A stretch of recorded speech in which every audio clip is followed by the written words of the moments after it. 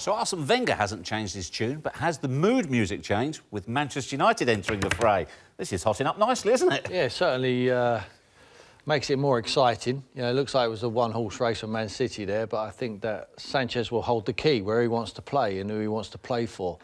And I would suggest at the moment, looking at Manchester United and Man City, if you're an offensive player, then every offensive player will want to go and play for Pep Guardiola and Manchester City.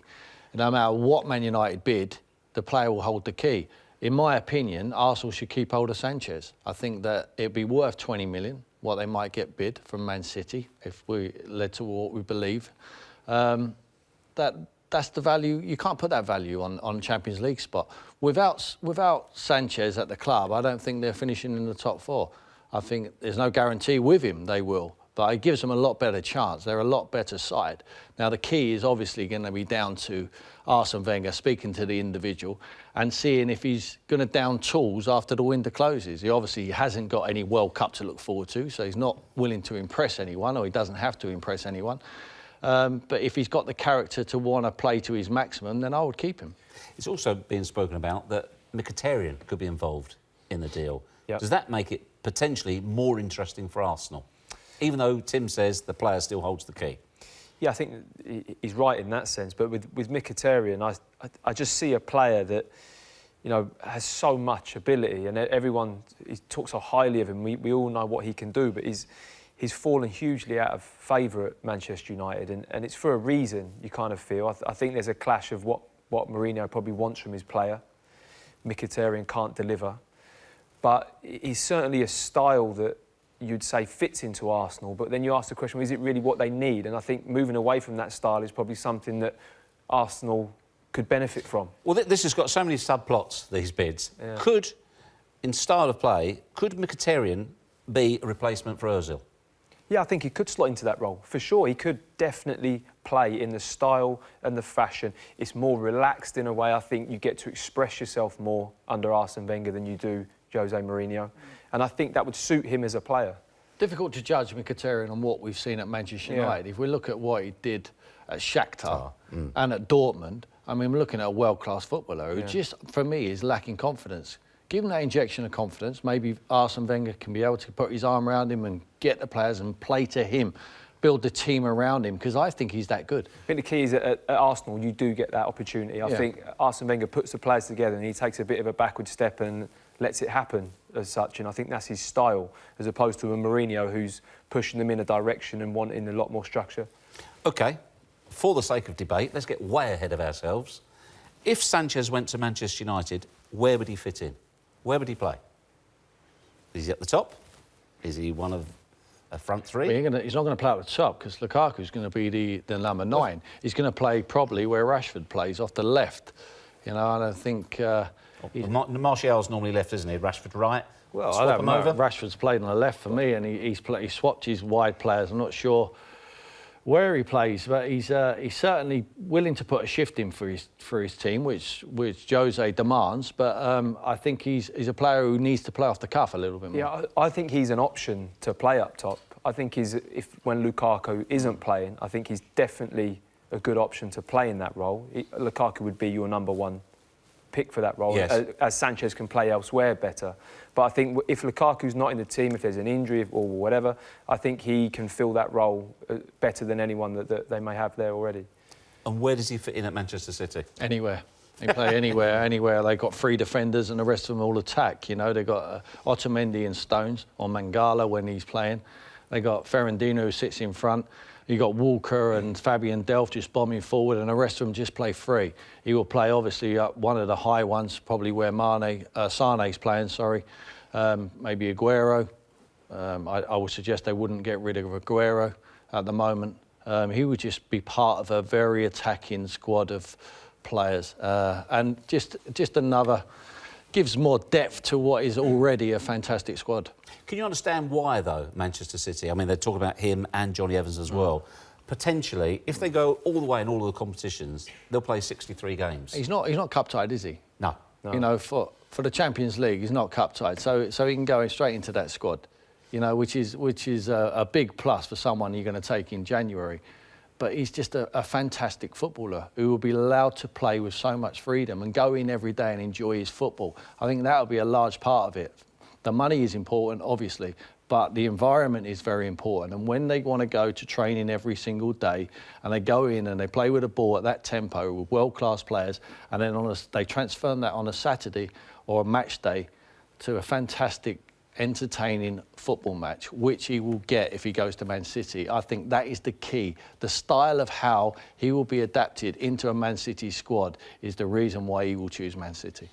Will this also be a test of the unity, or otherwise, at the Emirates? Because if this forces Manchester City to up their bid, will they be able to say to the player, look, you want to go there, you've got to go there now. We can get good money for you now. It's unfair to run your contract down till the summer, or is that just naive thinking on my part? I think whatever the agreement is, if there is an agreement already for Man City to buy him, I don't think that Man United coming in will make any difference, because the player will hold the key. Because he would say to Pep Guardiola and Man City, I don't care what Man United bid, I'm coming to you. It's only a few months away. I'm coming to you, or I'm staying at. Do you not think that'll make a difference to the price, though? Do you think that could be that set in stone, yeah. that the player digs his heels, and so Man United can't raise the value for Arsenal? Yeah. Unless Arsenal want to be really strong and say, well, if you don't go to Man United for 30 or 40 million, then you're not going anywhere. But I think the kid will then sit tight until the summer and get what he wants. Or they could turn around to Manchester City and say, we want 40 million for him in the deal. I don't think they'll be held to ransom. I don't think they're that silly. They don't need him. They're going to win the Premier League this season. They don't need him for that.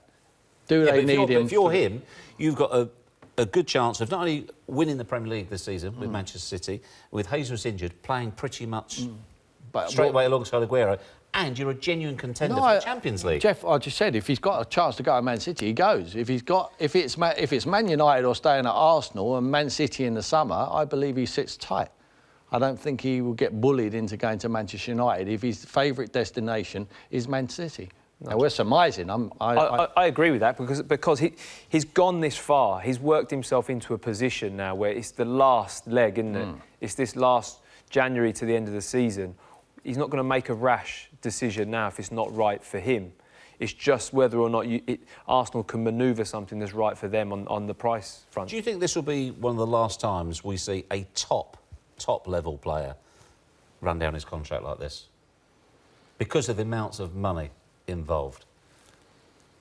I don't know. Do you think people will guard against this from now on? Because it's just so much money involved. It could obviously frighten clubs into renewing contracts that maybe aren't right, making contractual commitments that aren't right at the time, and the fear of losing a player. Because anyone that takes Sanchez, even if, like we say, talk about whether Man City need him or want him, even if they don't, to buy him at that price, you're making money on that asset, because if it doesn't work out, you know that you're recouping probably more if he leaves in 12, 18 months, because the price is that good for him. So, you know, it sometimes doesn't become about what the right fit is for the club. Sanchez is the only one that's important. Would you, if you're Arsenal, you say to him, look, fair enough, you hold the key, go now, at least get us 20, but is that any good to you? We can do with 20 million if it means what little chance you have of getting the top four, or perhaps winning the Europa League, disappear with it. The way I would weigh it up, Alexis Sanchez without Ozil, probably they don't finish in the top four anyway. If both of them are going to stay in this window and give their maximum for Arsenal Football Club until the end of the season, it gives them a real chance to finish in the top four. So I think that's worth more than 20 million, what they're going to get offered from Man City. The dilemma is, if a bid comes in of, say, 30, 35, and the board say, it's good money, it's got to go, Arsene Wenger's not interested in money. He's interested in the points. He's interested in the goals. Absolutely. That's what I'm saying. Could this be a test of the unity then? When you say unity between Arsene Wenger and the board? Yes.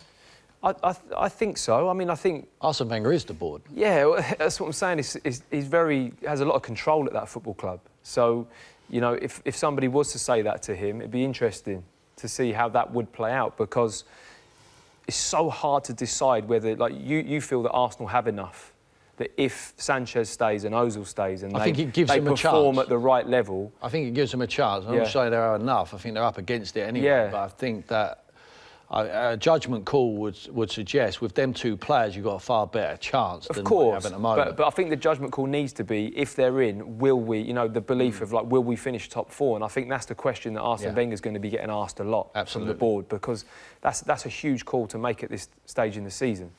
He brings goals, Sanchez, of course, but curiously tonight, not substantiated, but credible sources are linking Manchester United with Vardy and Javier Hernandez as well. Do you get the feeling that Manchester United need more goals than what they've got? I think it helps to have another option. I would like to see Rashford have a chance to play down the middle. I don't think he's had a fair crack at being able to do that. I believe he's a goal scorer, given the opportunity and given his head down the middle. He's been playing out of position and doing it very well. He's obviously a bright young spark. Yeah, it would be an option. I think Jose is an admirer of Hernandez. I think he would probably be quite cheap at this stage and gettable. I'm not sure he fits into what David Moyes wants to do down there at West Ham for this season.